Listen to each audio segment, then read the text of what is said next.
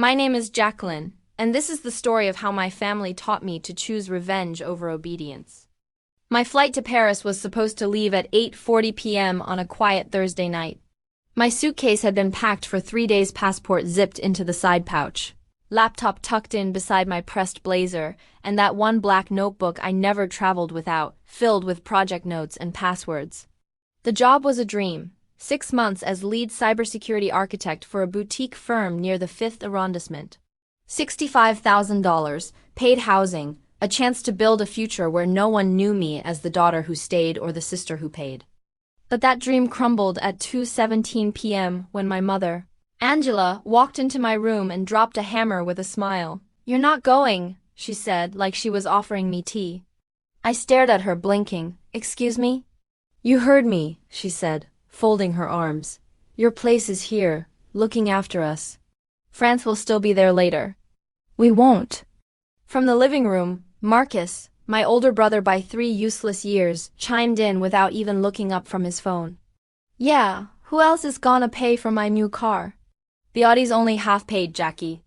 It was then I realized they didn't see me as a daughter or a sister. I was a living credit card, a silent mule carrying the burden of their mediocrity. I didn't say a word. I just turned, walked back into my room, and quietly unzipped my suitcase. The sound of teeth grinding would have been louder than my footsteps. My chest felt like it was filled with stones. The Paris skyline in my mind blurred into fog. They thought they'd won, but I don't take defeat well. Let me take you back a bit, just so you understand the depth of what they threw away. We lived in a 4-bedroom colonial in Charlotte, North Carolina. White shutters, red brick, wraparound porch, suburban elegance, bought and maintained almost entirely with my money. The mortgage was in my name. Not because I was kind or naive, but because I thought if I bought their security, I might finally earn their love. At 22, I started remote IT contracts, first for a firm in San Diego, then a bigger client in London. By 25, I was making 6 figures and sending every dollar not spent on rent into that damn house. I paid the electric, water, Wi-Fi. I covered Marcus's insurance when his license was suspended. I even paid off Angela's medical bills after she forgot her policy had lapsed. They never said thank you, not once. When the offer from Paris came through, it felt like I could finally breathe. My employer even said I could go full-time if I proved myself, but to Angela that didn't matter. What would the neighbors think if her daughter ran off like some selfish expat? Who would support Marcus and his mobile detailing startup that had yet to wash a single car? That night, when I should have been in an Uber to the airport, I sat alone on the edge of my bed and quietly cracked open my laptop. My fingers didn't shake. My vision didn't blur. I wasn't crying. I was calculating. Step 1. Cancel all automatic payments connected to the house. Mortgage, utilities, and Marcus's ridiculous credit card, all of it. Step 2. Reroute ownership. I'd refinance the mortgage under the bank's name temporarily, using legal backdoors I'd learned auditing fraud cases. It would give me time to strip myself off the documents legally, while they sat smug in a house they thought I still controlled. Step 3. Wait. Let them think I'd submitted. Let them enjoy the silence. The eviction notice arrived exactly 59 days later. Angela opened the door, already half-dressed for church, and froze when she saw the manila envelope stamped by the Mecklenburg County Sheriff's Office. I watched her from the top of the stairs, arms crossed, hair in a bun, wearing the same boots I'd planned to wear through Charles de Gaulle. "Jacqueline," she called out, eyes wide and lips trembling. I descended the stairs slowly, one hand gliding over the railing, deliberate and cold. Marcus was still asleep on the couch, drooling into a throw pillow he'd once spilled vodka on. The place smelled like cheap weed and lavender spray. "You told me my place was here," I said as I reached the bottom step. "So I'm letting you have it." Her hands were shaking. "But this is your house." "Was," I corrected her, reaching into my coat pocket and sliding a paper across the table. I signed a quitclaim deed. "It's not mine anymore. It's the bank's." Angela went silent. For once, there was no manipulation behind her eyes, only panic. Marcus finally stirred and sat up groggily, rubbing his eyes. "What's going on?" "Ask your new landlord," I said. They didn't know what to do. I'd always been the quiet one, the one who cooked dinner on Sundays and paid overdue bills without complaint. But that version of me was buried now. She died the moment my mother played God with my life. I moved out the same week. Rented a one-bedroom loft in Manhattan, above a tiny bookstore in Soho. I took on freelance cybersecurity gigs at twice my old rate, working for corporate clients too smart to care where I came from. I bought silence. I bought independence. And eventually I bought revenge. You see, revenge doesn't have to scream. Sometimes it sits across from you at breakfast and doesn't pass the salt. Sometimes it deletes your car payment with a single click. Sometimes it watches you unravel from a window 2 states away, smiling, knowing justice has a name. And mine is Jacqueline. When I left Charlotte, I didn't lock the front door. Let the wind walk through it. Let the mold creep in. Let the walls that swallowed my 20s learn what it's like to be abandoned, like I had been. I left the keys on the kitchen counter. A small gesture of closure, like throwing flowers into a grave. That house had been a coffin with pretty shutters, and I was done being buried alive. New York greeted me with grit and noise. I arrived at a hotel near Times Square with 2 suitcases, a prepaid Amex, and a mind like sharpened glass. The skyline didn't intimidate me. It mirrored what I'd become, steel, tall, and cutthroat. My job in France. Gone. Angela and Marcus had stripped that from me like thieves at a baptism. But they couldn't touch what was left inside me because what burned in me now wasn't just pain, it was rage. It had form, it had intention, it had a French name. Adrien Marchand.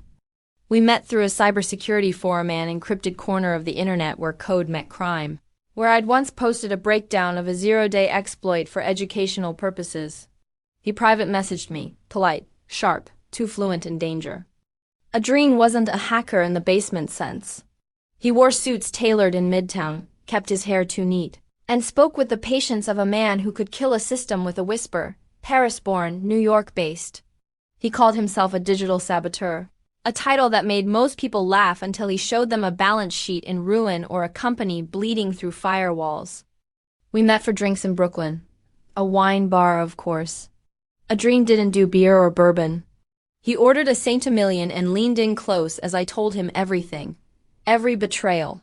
Every dollar stolen, the Paris job, the cancelled flight, my mother's manipulation, my brother's entitlement. I held nothing back. He didn't flinch, he just listened and sipped his wine. Then he said, "You don't just burn bridges. You make sure they collapse when someone tries to walk back over them."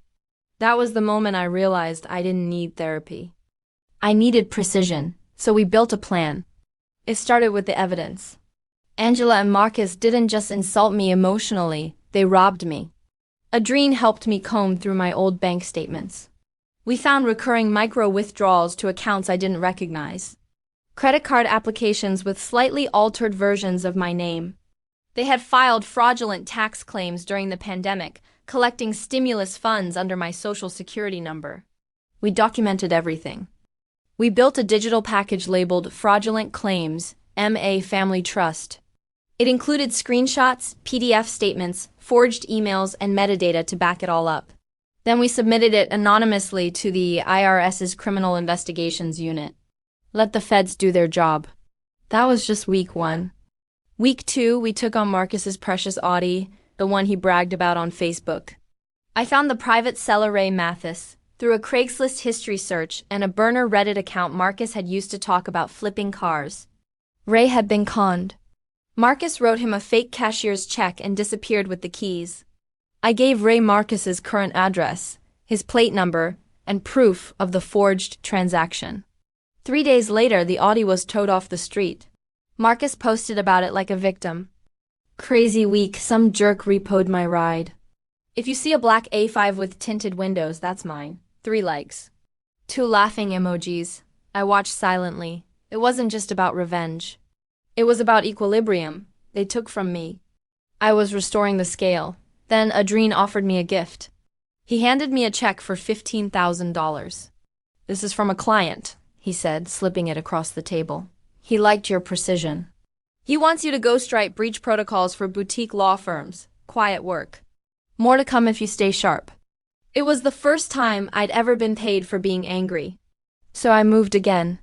This time into a brownstone in Harlem with Naomi Quinn, a woman who ran an e-commerce empire selling British teas with names like Wounded Duchess and Midnight War. We met at a cybersecurity mixer in Soho.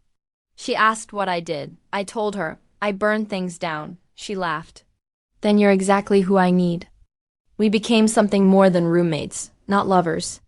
Not sisters, co-conspirators. Naomi taught me the art of whispering destruction. How to build a business that looked gentle but moved like a razor beneath lace. I hardened her defenses. She polished my public face. Together we became a fortress.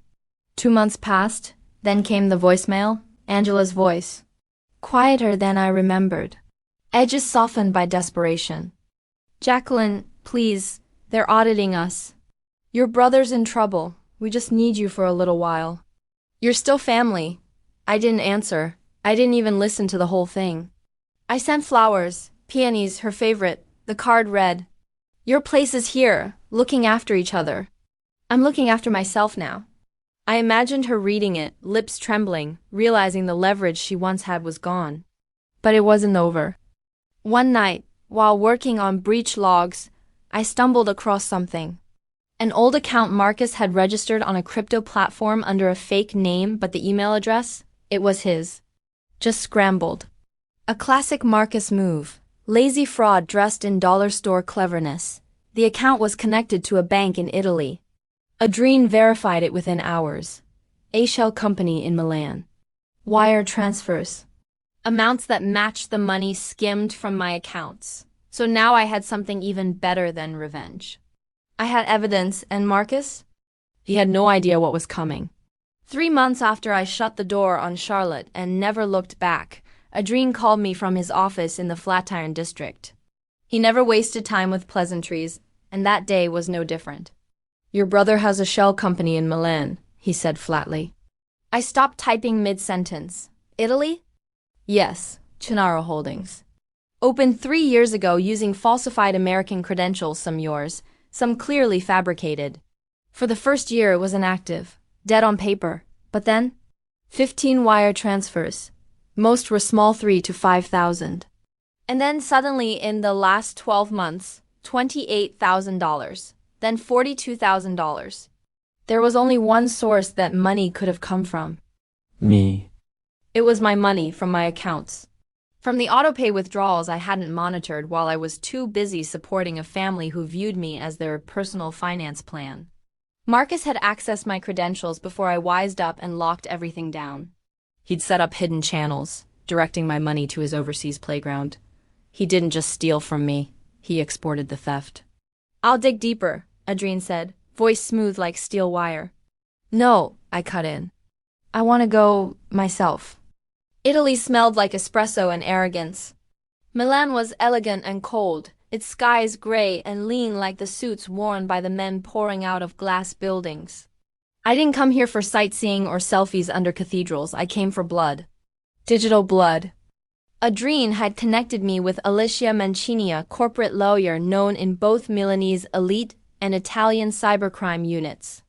When she picked me up outside her office in the Nevigli district, she looked like a weapon in motion, black slacks, red stilettos, and a pair of sunglasses that dared anyone to lie. Your brother is dumb, she said by way of introduction, tossing a flash drive onto the cafe table. He used his real email address to access shell operations, even dumber. He used your login to register 2 of the wire transfers. You have full grounds for litigation, or something more creative. I plugged the flash into my laptop right there.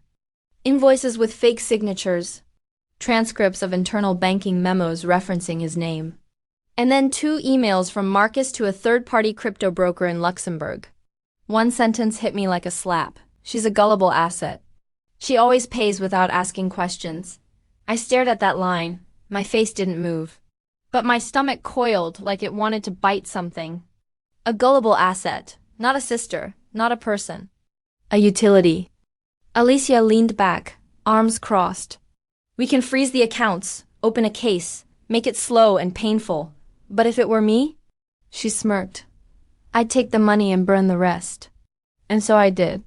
Using Naomi's Delaware-based shell company Violet Silence LLC, I authorized a siphon of $110,000 from Marcus's offshore funds. The exact amount I'd traced from my stolen assets, plus 18% in interest, plus a little extra for the satisfaction tax. The transaction was routed through 3 anonymized nodes: clean, cold, legalish. And just like that, Marcus's little Italian empire crumbled. 2 days later, Italian regulators flagged his account for wire fraud. Alicia had friends in all the right oversight committees. His funds? Frozen. His company? Under review for international laundering. He had no idea who pulled the trigger. But I was just getting started. Back in the States, Angela tried crawling back into comfort. She contacted a cousin in Atlanta, hoping to move in just until things calmed down. What she didn't know was that the cousin was Naomi's ex-roommate and still very close. A few group chats later, and Angela was gently told that the apartment was full of dogs, and there simply wasn't any room. She was running out of places to hide. By then, I had closed on a penthouse condo in Tribeca, paid in cash, frosted glass, steel trim. No family photos. Just art and silence. One morning, Adrien sent me a text. Spotted. Your brother outside a law firm in Charlotte. Pacing like a man without a country. The attached photo said it all.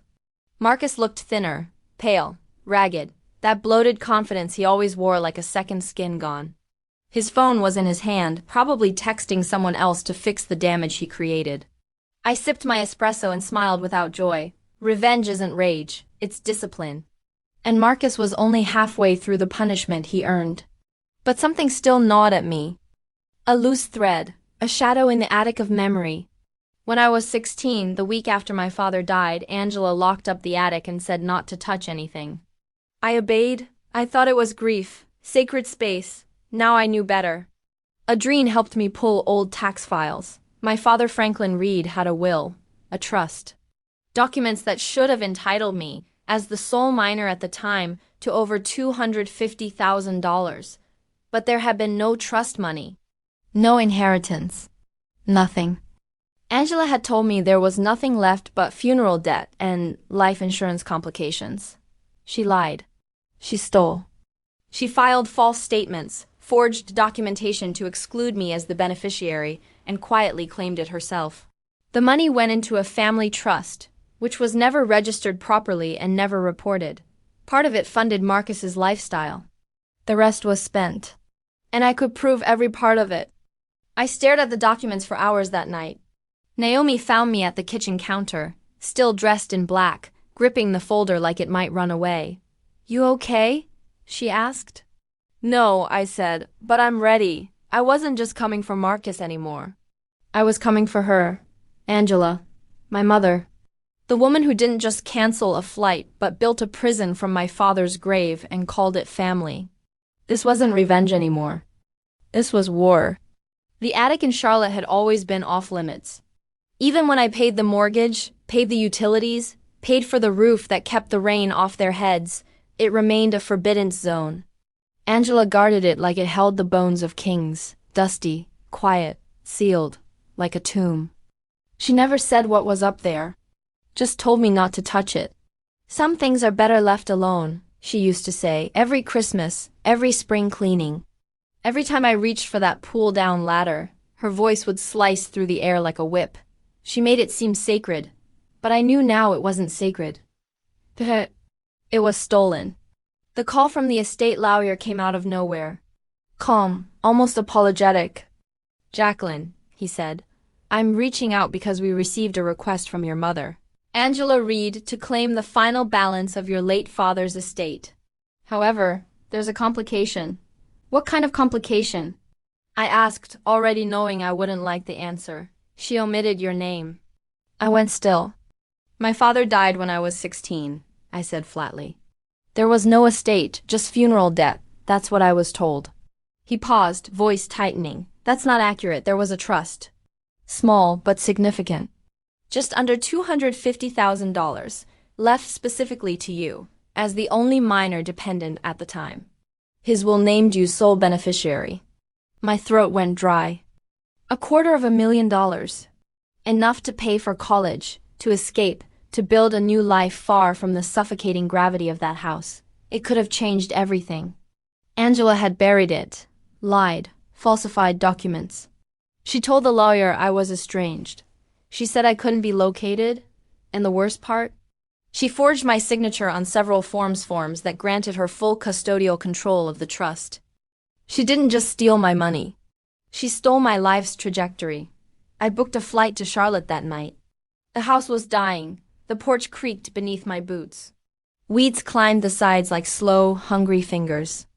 A foreclosure sign drooped near the front steps, its stake barely buried in the soil. The white paint was chipped and peeling, like the lies holding the structure together were finally beginning to rot. Angela answered the door in a faded robe and swollen eyes. She looked like someone who had aged in dog years, like the burden of her choices had finally caught up with her. "Jacqueline," she whispered. I didn't respond. I brushed past her like wind, climbing the stairs I once vacuumed weekly, walking the halls where I used to cry in silence. And then I stood beneath the attic hatch. I pulled it open. Dust exploded into the air like breath from a dying animal. The ladder groaned under my weight as I climbed. The attic smelled of paper and secrets. I moved through boxes labeled in Angela's familiar cursive, Franklin's files, insurance, medical, do not open, and there it was, a black binder, neatly tucked inside a milk crate beneath a moth-eaten quilt. "Fr Private." I opened it. Each page felt heavier than the last. There were letters from my father's estate attorney, dated 2 weeks before his death. A full breakdown of the trust. The signed, original will with my name on it. My father had left it all to me. Not Angela. Not Marcus, me. Taped to the inside cover was a forged document, one I recognized instantly. My name scribbled in handwriting that wasn't mine, giving temporary custodial control to my mother. It wasn't temporary, it was theft. I came down from the attic with the binder in my arms like a sword unsheathed. Angela was standing in the kitchen, arms wrapped around herself like she already knew what was coming. "Why?" I asked, my voice low, surgical. "Why did you take it?" Her lips trembled. I did what I had to. Marcus, he needed. "No," I said, raising a hand. "Don't you dare say his name like it's an excuse. He's a leech. You made him that way." She shrank back against the sink, shrinking, folding. "But I didn't come here for a fight, not that kind." "I'm not here to scream," I said. "I'm here to end this." That afternoon I filed a civil fraud case in Mecklenburg County. Angela Reed was under investigation for concealing inheritance, forging a minor's signature, and committing long-term estate fraud. A dream connected me with a forensic accountant who confirmed how the funds were drained tuition bills that were never paid. Fake home renovation, invoices, credit card transfers, and direct cash withdrawals. She was exposed, and the law, though slow, was steady. A judge froze her remaining accounts. Angela was forced to liquidate the last of her retirement savings and sell off the rusting furniture she clung to like history. She tried to fight it at first, but her hands were too dirty. The evidence was concrete. And poetic. Marcus never showed up to her hearings. He was too busy hiding in Philadelphia, dodging arrest for wire fraud and tax evasion. His name had been flagged internationally. Last I heard, he was living in a basement and blaming the system. I didn't care. They were no longer my concern. A month later, I stood on the sidewalk in front of that house. Empty, boarded, silent. Just me and the wind. And the attic window, where I used to see shadows move at night. That house was built on silence. Held up by secrets. I used to think it protected me. Now I knew it was a mausoleum. I whispered, "Don't sacrifice your queen," just like my father used to say. And I didn't. I sacrificed the illusion of family. I protected the only queen I had left me. Jacqueline. The daughter they underestimated. The woman they dismissed, used, discarded, and now? Now I was free. No more forgiveness. No more obedience. Only fire. Only peace. The end.